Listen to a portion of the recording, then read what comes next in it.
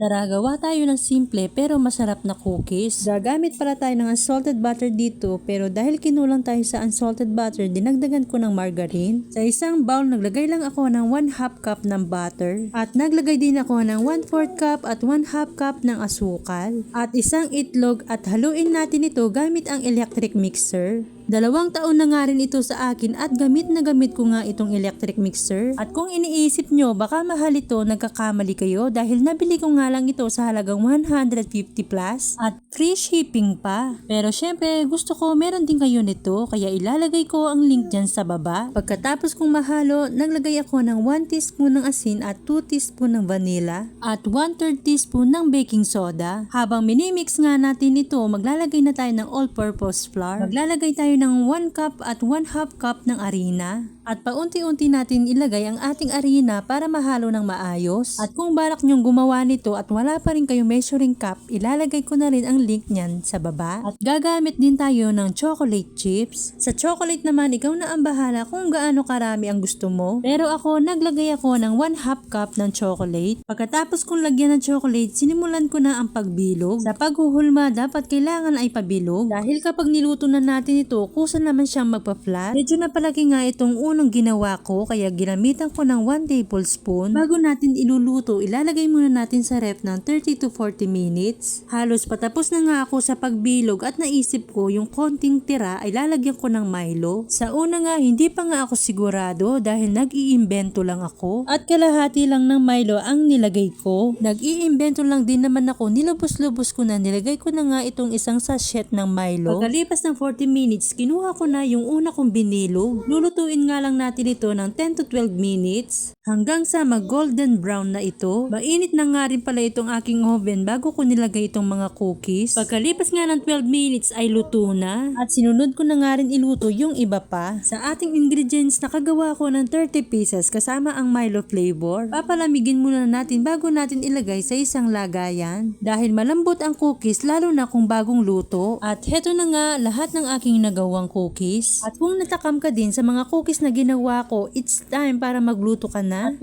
pwede din ito ipangbaon ng anak mo. O siya, hanggang dito muna for today's video. Thank you for watching. Yung Milo. And then this one.